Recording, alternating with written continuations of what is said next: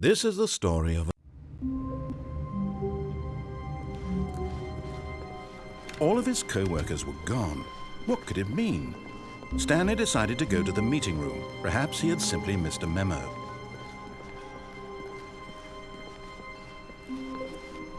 When Stanley came to a set of 2 open doors, he entered the door on his left.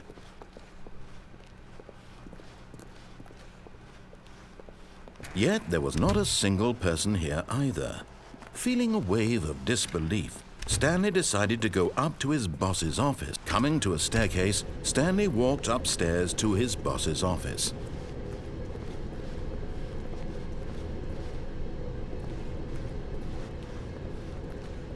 But Stanley just couldn't do it. He considered the possibility of facing his boss. Admitting he had left his post during work hours, he might be fired for that. And in such a competitive economy, why had he taken that risk? All because he believed everyone had vanished? His boss would think he was crazy. And then something occurred to Stanley. Maybe, he thought to himself, maybe I am crazy. All of my co-workers blinking mysteriously out of existence in a single moment for no reason at all? None of it made any logical sense. And as Stanley pondered this, he began to make other strange observations. For example, why couldn't he see his feet when he looked down? Why did doors close automatically behind him wherever he went? And for that matter, these rooms were starting to look pretty familiar. Were they simply repeating? No, Stanley said to himself, this is all too strange. This can't be real. And at last, he came to the conclusion that had been on the tip of his tongue. He just hadn't found the words for it. "I'm dreaming!" he yelled. "This is all a dream." Oh, what a relief Stanley felt to have finally found an answer, an explanation. His co-workers weren't actually gone. He wasn't going to lose his job. He wasn't crazy after all. And he thought to himself, I suppose I'll wake up soon. I'll have to go back to my boring real-life job pushing buttons. I may as well enjoy this while I'm still lucid. So he imagined himself flying and began to gently float above the ground.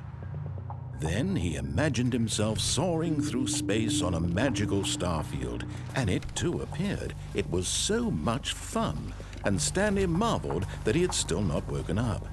How was he remaining so lucid? And then perhaps the strangest question of them all entered Stanley's head.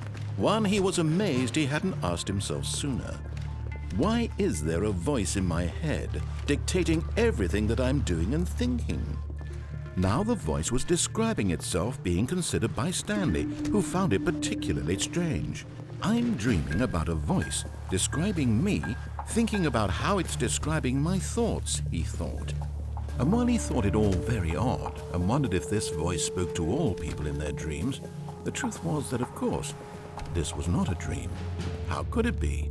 Was Stanley simply deceiving himself, believing that if he's asleep, he doesn't have to take responsibility for himself? Stanley is as awake right now as he's ever been in his life. Now, hearing the voice speak these words was quite a shock to Stanley. After all, he knew for certain, beyond a doubt, that this was in fact a dream. Did the voice not see him float and make the magical stars just a moment ago? How else would the voice explain all that? This voice was a part of himself too. Surely, if he could just...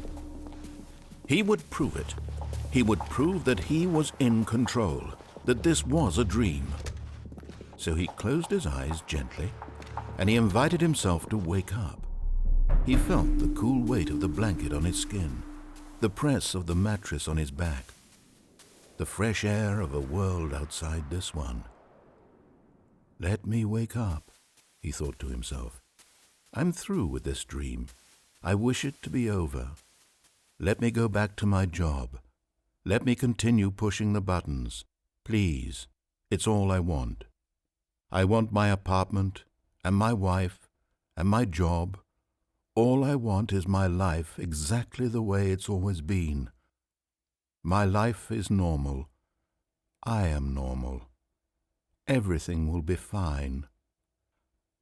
I am okay.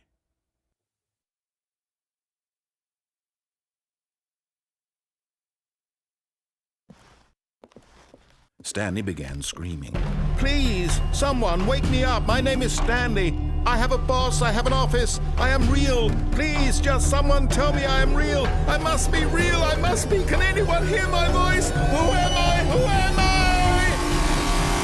And everything went black.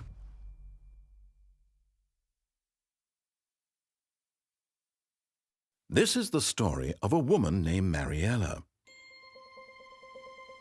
Mariella woke up on a day like any other. She arose, got dressed, gathered her belongings, and walked to her place of work. But on this particular day, her walk was interrupted by the body of a man who had stumbled through town talking and screaming to himself, and then collapsed dead on the sidewalk. And although she would soon turn to go call for an ambulance, for just a few brief moments, she considered the strange man.